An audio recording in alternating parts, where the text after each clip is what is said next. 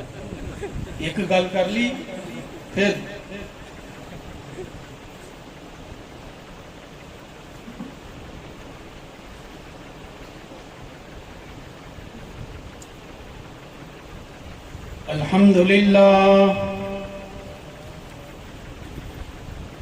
الحمد لله نحمده ونستعينه ونستغفره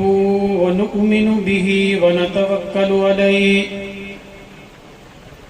ونعوذ بالله من شرور أنفسنا ومن سيئات أعمالنا من يهده الله فلا مضل له ومن يضلله فلا هادي له ونشهد أن لا إله إلا الله وحده لا شريك له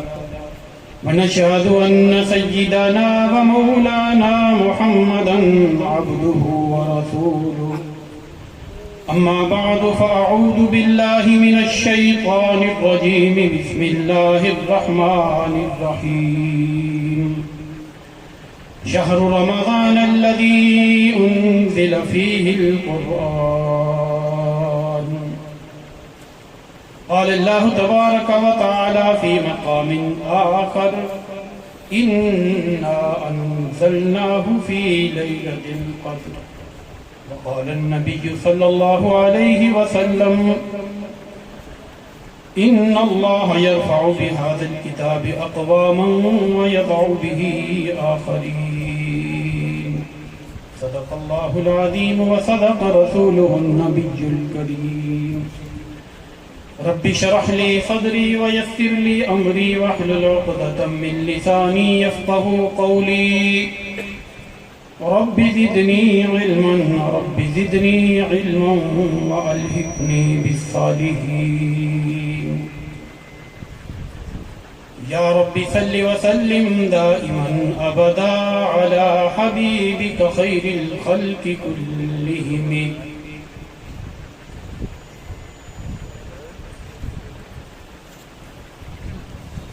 سب سے پہلے مشیت کے انوار سے نقش روئے محمد بنایا گیا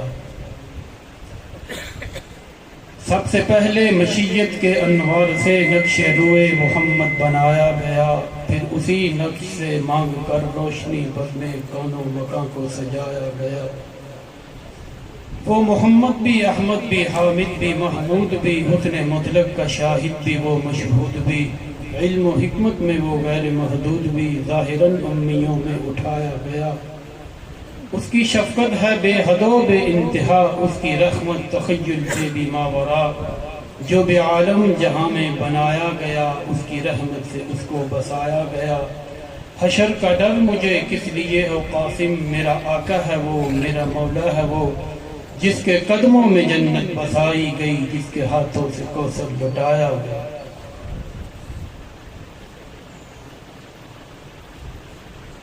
افسوس ہے قرآن تیرے چاہنے والے نہ رہے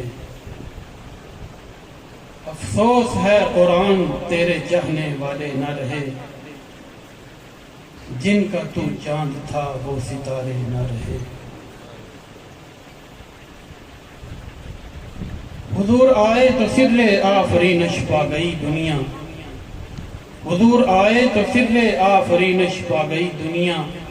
اندھیروں سے نکل کر روشنی میں آ گئی دنیا بجھے چہروں کا زنگ اترا ستے چہروں پہ نور آیا حضور آئے تو انسانوں کو جینے کا شعور آیا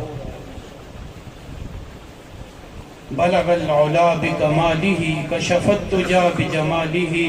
حسنت جمیع خصالہ صلو علیہ وآلہ تمام حضرات عقیدت و محبت کے ساتھ ایک مرتبہ آواز بلند درود پاک پڑھ لیں ماشاءاللہ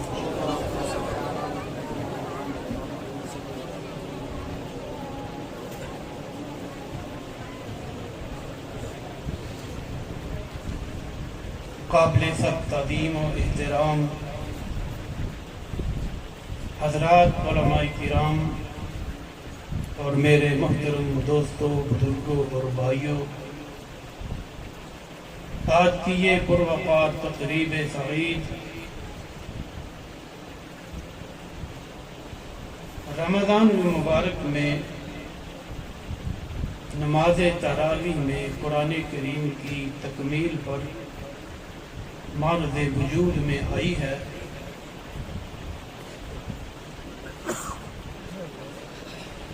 یقیناً مبارکباد کے مستحق ہیں محترم جناب حضرت مولانا عبد النواز صاحب، جنہوں نے الحمد سے لے کر والناس تک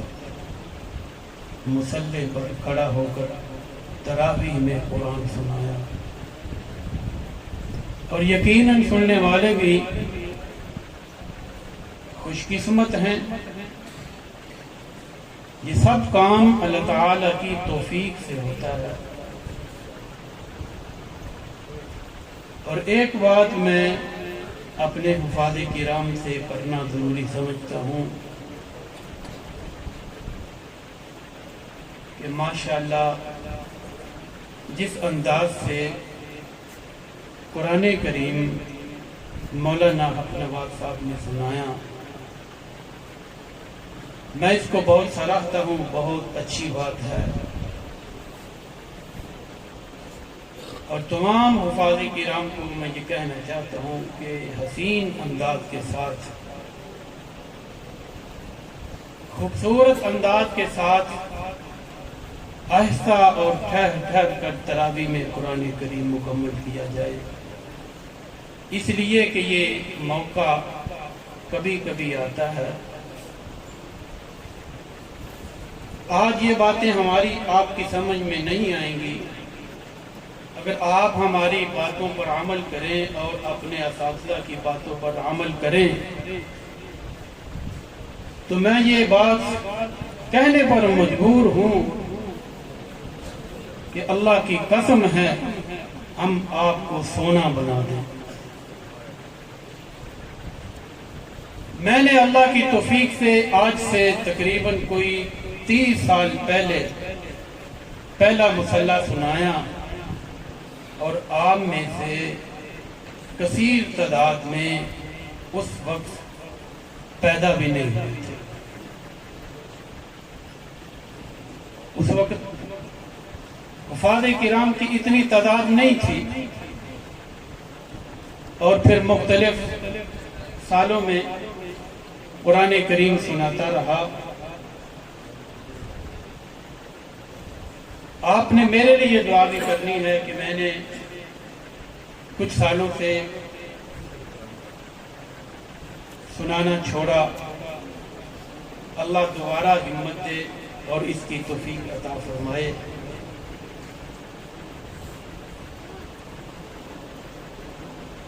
تو مجھ سے قبل نہایت حسین انداز میں مولانا ابو بکر حسانی صاحب نے نعتیہ کلام پیش کیا، آپ حضرات نے سنا۔ توجہ ذرا میری طرف رہے، زیادہ لمبا بیان نہیں ہوگا۔ اور اس سے پہلے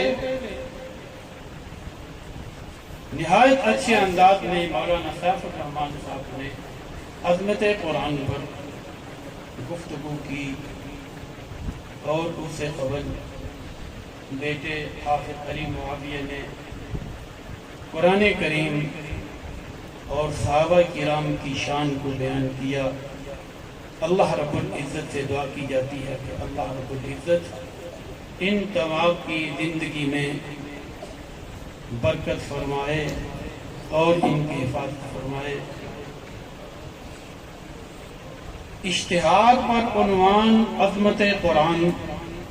کیا عنوان ہے؟ عظمت قرآن، اور موقع بھی یہی ہے عظمت قرآن کا۔ تو عنوان کی نسبت قرآن کے ساتھ ہوئی، عنوان کی نسبت کس کے ساتھ ہوئی؟ قرآن کے ساتھ ہوئی۔ تو اس نسبت کی وجہ سے عنوان بھی اونچا ہو جاتا ہے۔ کوئی بات سمجھ میں آئی یا ویسے ہی اوپر سے گزر رہی ہے؟ بات سمجھ میں آ رہی ہے؟ تو آپ میری طرف دیکھیں، ادھر ادھر نہ دیکھیں. اور ان حضرات سے بھی میں گزارش کرتا ہوں کہ کھانے پینے کا سامان جو ہے وہ تقریر ختم ہونے کے بعد یہاں لائیں، اس لیے اس کو دیکھ کر پھر توجہ مبذول ہوتی ہے. اور جب میں اس کو دیکھتا ہوں وہ موٹو پتلو کی طرح سموسوں کی خوشبو دیکھ کر میرے دماغ میں بھی وہ آئے گی، تو نہ بات میں کر سکتا ہوں نہ آپ بات سمجھ سکتے ہیں.